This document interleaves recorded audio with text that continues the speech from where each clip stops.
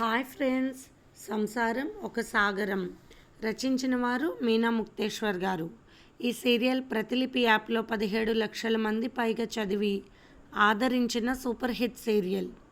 ఇందులో జాహ్నవి పాత్ర, జగపతి పాత్ర మర్చిపోలేమంటూ ఎన్నో సమీక్షలను అందంగా పొందిన అందమైన అనుబంధాల మధ్యతరగతి కుటుంబాల కథ. జీవితంలో తండ్రి పాత్ర ఎంతో విలువైనది. అది సరిలేనప్పుడు ఒక అమాయకమైన ఆడపిల్ల జీవితం ఎలా ఉంటుందో, అంతులేని సాగరం లాంటి సంసార బంధాలలో ఇరుక్కుని పడే బాధలు కళ్ళకు కట్టినట్టు ఉంటాయి. ఎన్నో కుటుంబాలలో చెప్పుకోలేని లోతైన ఇబ్బందుల విషయాలు కళ్ళకు కట్టినట్టు కనపడుతూ ఉంటాయి. అమాయకమైన ఆడపిల్ల మనసు, పసిపిల్లలా చూసుకునే భర్త దగ్గర భార్యల అమాయకత్వంతో అందంగా మెరిసిపోయే ఒక చక్కటి అమ్మాయి మనసు మన జాహ్నవి మనసు. ఇక మరి కథలోకి వెళ్ళిపోదామా? నేను కూడా ఎంతో ఇష్టంగా చదివిన ధారావాహిక ఇది. అది ఒక అందమైన ఊరు, గోదావరి తల్లి ఒడిలో అందాలను సంతరించుకున్న ఊరు. చుట్టూ పచ్చదనం, ఎక్కడికక్కడ చెరువులు, తోటలు. వర్షం పడుతుంది. చెట్లలో ఆడుకుంటున్న జాహ్నవి వాళ్ళ అమ్మ కేక విని పరిగెత్తుకు వెళ్ళింది. ఏంటమ్మా ఆడుకుంటున్నాము అని చెప్పింది. లేదమ్మా, నువ్వురా లోపలకు, వర్షంలో తడవడం ఎందుకు అంటూ కోప్పడింది సీతమ్మ. వర్షం ఎప్పుడు రాదు కదా, వచ్చినప్పుడు ఆడుకోవాలంటూ చెప్తున్న కూతురు చేయి పట్టుకుని లోపలికి తీసుకువెళ్ళి తల తుడిచింది సీతమ్మ. సీతమ్మ ఒక్కసారి 15 ఏళ్ళ తన కూతుర్ని గుండెలకు హత్తుకుని కళ్ళనీళ్ళు పెట్టుకుంది. ఇంట్లో జరగబోయే ఘోరాలు నీ కళ్ళ ముందు పడకూడదు. అందుకే నేను ఒక నిర్ణయానికి వచ్చాను తల్లి. నన్ను క్షమించు. నిన్ను చదివించుకోవాలని, గొప్పదాన్ని చెయ్యాలని నాకు ఉంది, కానీ అది అసాధ్యం అని మనసులో అనుకుంటూ కన్నీరు పెట్టుకుంది సీతమ్మ. అమ్మా, ఏమిటి అలా ఉన్నావు? నాన్నగారు ఇంటికన్నా రావడం లేదేమిటి? ఇప్పటికీ వారం రోజులు అయింది. అప్పుడప్పుడు వారం రోజుల తర్వాత వస్తూ ఉంటారు కదా, ఈసారి అలా కూడా రాలేదు ఎందుకని అన్నది అమాయకంగా జాహ్నవి. ఏమీ లేదమ్మా జాను, నీకు పెళ్లి చేస్తున్నానని చెప్పింది సీతమ్మ తన కళ్ళ నీళ్ళు కూతురు కనపడకుండా. ఎందుకమ్మా? పెళ్ళి నేను చేసుకోను. పక్కన జ్యోతక్క పెళ్లి చేసుకుని వేరే ఇంటికి వెళ్ళిపోయింది వాళ్ళ అమ్మ వాళ్ళని వదిలి. నేను వెళ్ళిపోవాలి, అప్పుడు వెళ్ళను, పెళ్లి చేసుకోను అన్నది జాహ్నవి. పెళ్లి చేసుకుంటే నీకు కొత్త బట్టలు వస్తాయి, రంగుల పెట్టి అంటూ ఉంటావు కదా టీవీ, అది వాళ్ళ ఇంట్లో టీవీ ఉందంట, రోజు చిత్రలహరి చూడవచ్చు, వారం వారం సినిమా చూడొచ్చు అంటూ చెబుతున్న తల్లిని చూసి వర్షంలో ఆడుకోవచ్చా అమ్మా అని అమాయకంగా అడిగింది. ఆడుకోవచ్చు జాను అని కూతురికి మంచి మంచి కథలు చెప్పి నిద్రపుచ్చింది. 9వ తరగతి చదువుతుంది, నిద్రపోతుంది జాహ్నవి. సీతమ్మ పైకి లేచింది. ఒకసారి పెళ్ళికి వెళ్ళినప్పుడు ఆ కుటుంబాన్ని చూసింది సీతమ్మ. 2 కొడుకులు, 2 కూతుర్లు. పెద్ద కూతురికి పెళ్లి చేశారు. వాళ్ళ చిన్న కొడుక్కి జాహ్నవిని అడిగారు.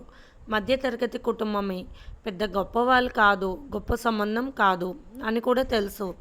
అయినా రాబోయే ముప్పును తప్పించాలంటే ఇది తప్పదు. ఇంత హడావుడిగా ఇంకొక సంబంధం చూసి చేయలేదు తను.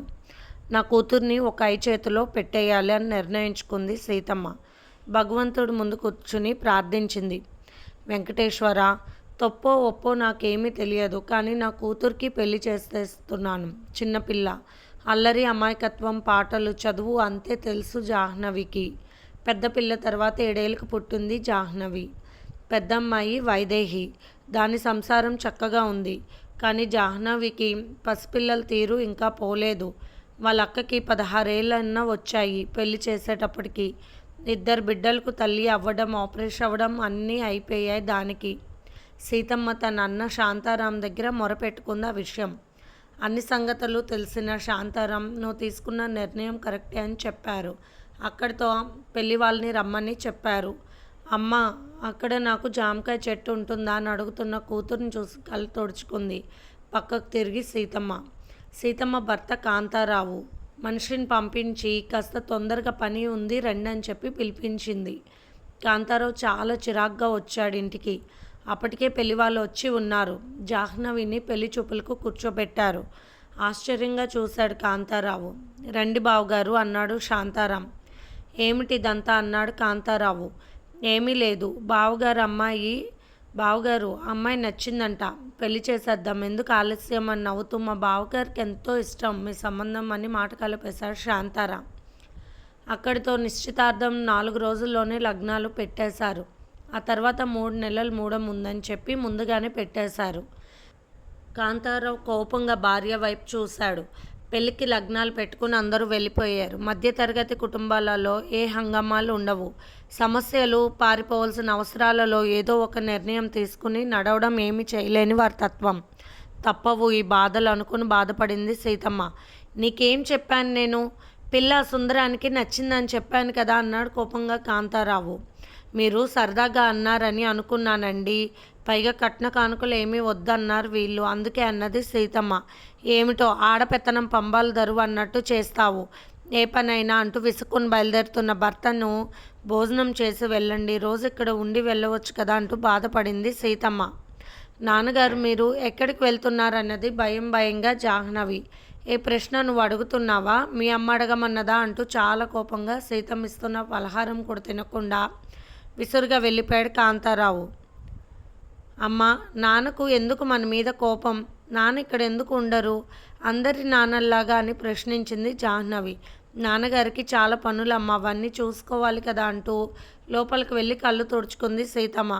ఎందుకో నాన్న ఎప్పుడు కోపంగా ఉంటారు, అమ్మ ఎప్పుడు ఏడుస్తూ ఉన్నట్టు ఉంటుంది. అందరిలా అమ్మ నాన్నలతో బయటికి ఎప్పుడూ ఎక్కడికి వెళ్ళలేదు. కనీసం ఆడుకోవడానికి నాకెవరు తోడుగా లేరని ఆలోచిస్తూ నిద్రపోయింది జాహ్నవి. నీకేం చెప్పాను? నువ్వెళ్ళి ఏం చేసుకొచ్చావు?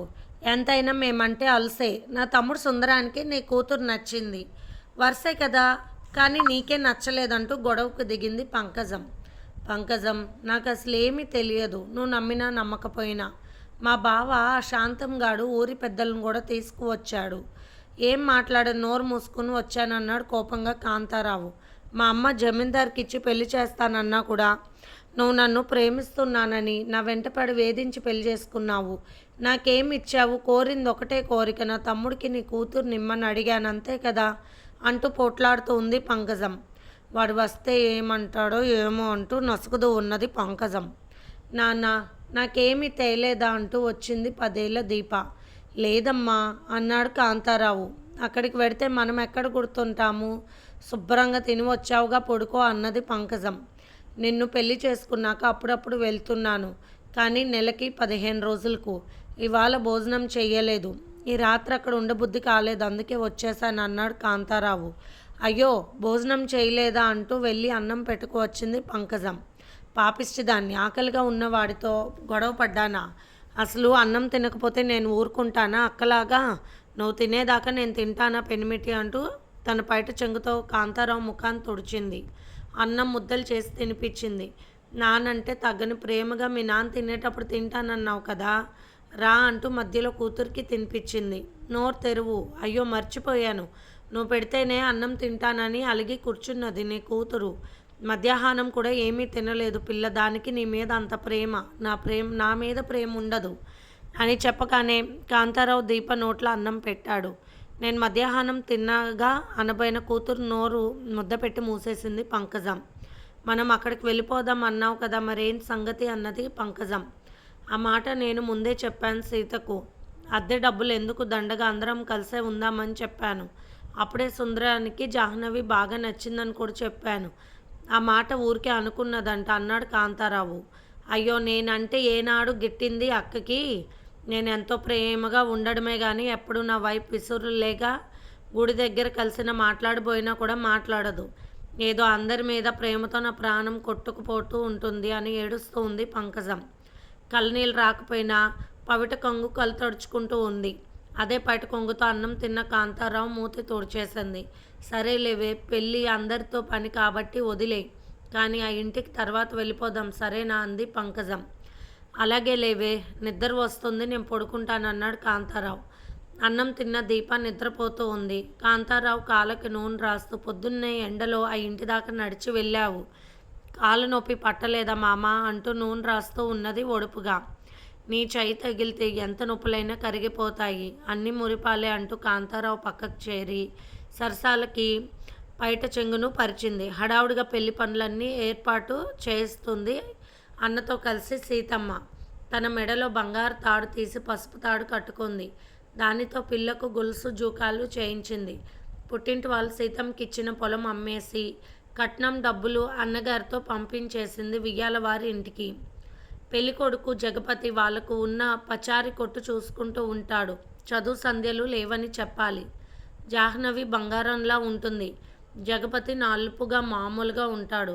ఇష్టం లేకుండా తప్పనిసరి పరిస్థితుల్లో కేవలం కోడిపిల్ల గేదెల పాలు అయినట్టు జాహ్నవి బతుకు అవుతుందేమోనన్న భయంతో మరొక మార్గం లేక 1కి 2 సార్లు అడిగినవారు కాబట్టి వాళ్ళకి సంబంధం ఒప్పుకుంది సీతమ్మ. తన బిడ్డకు ఆ సంబంధం కరెక్ట్ కాదు, ఆ అబ్బాయి కరెక్ట్ కాదన్న విషయం సీతమ్మకు తెలుసు. కానీ ఏమీ చేయలేని పరిస్థితులు. తను డబ్బిచ్చి ఏదైనా సహాయం చేయమంటే చేస్తాడు కానీ అన్న శాంతారాం వాళ్ళ చేతిలో రూపాయి ఇవ్వడం కానీ వాళ్ళు పట్టించుకోవడం కానీ చెయ్యరు. పెద్ద కట్నాల కోసం తన కొడుకులు ఉన్నా కూడా తన పిల్లను కలుపుకోరు. ఎక్కడ తమ సంబంధం అడుగుతుందో అని భయపడిన వాళ్లకు ఈ సంబంధం కుదిర్చేసరికి విపరీతమైన ప్రేమతో సహాయాలు చేస్తున్నారు అన్న వదినలు. ఆ విషయం కూడా తెలుసు సీతమ్మకు. తర్వాత తను బ్రతుకు ఎలా ఉండబోతుందో కూడా తెలుసు. పెళ్లి చీర కట్టుకుని చేతి నిండా మట్టి గాజులతో కుదిరినట్టు చుట్టిన పూల జడ ఎప్పుడు నవ్వుతూ ఉండే ముఖంతో అందంగా కనిపించింది జాహ్నవి పెళ్లి కూతురుగా అందరికీ. కాంతారావు వచ్చి కుర్చీలో కూర్చున్నాడు. అంతే, పిల్లకు తండ్రి కదా, అంతవరకే. కానీ పంకజం ఇంటి దగ్గర గొడవ జరుగుతుంది. దానికి పెళ్లి జరుగుతుంటే నువ్వెలా ఒప్పుకున్నావు అంటూ సుందరం గొడవ పెట్టుకుంటున్నాడు పంకజంతో. ఏమీ చేయలేం లేరా అంటూ పంకజం పెళ్ళి ఎలా ఆపాలో నాకు తెలుసు అంటూ బయలుదేరాడు సుందరం. ఒకప్పుడు దిక్కు మొక్కు లేని వాళ్ళగా కాంతారావుకి వల విసిరి వలలో వేసుకుని వాళ్ళ అమ్మ వాళ్ళు గొప్పింటి సంబంధం చేస్తున్నారని నాటకం వాడుతూ నువ్వంటే నాకు ఇష్టం, నేనంటే నీకు ఇష్టమా అంటూ పసుపు కొమ్ము కట్టించుకున్నది తెలివిగా పంకజం. కానీ అప్పటికే నెల తప్పిన పంకజం గుట్టు ఇప్పటికీ తెలియదు కాంతారావుకి. వాళ్ళు ఎటువంటి వాళ్ళ అన్న ద్వారా చుట్టుపక్కల వారి ద్వారా తెలుసుకున్న సీతమ్మ భర్త ఎప్పుడైతే సుందరానికి తన కూతుర్ని ఇవ్వాలన్నాడో అప్పుడే ధైర్యంతో తీసుకుంది జాహ్నవికి పెళ్లి చేయాలన్న నిర్ణయం సీతమ్మ. ఇది ఫ్రెండ్స్ ఇవాల్టి ఎపిసోడ్. రేపు ఇంకొక ఎపిసోడ్తో మీ ముందుకు వస్తాను. మీ అమూల్యమైన సమీక్షలను మాకు కామెంట్స్ రూపంలో ఇవ్వండి. Thank you friends, bye.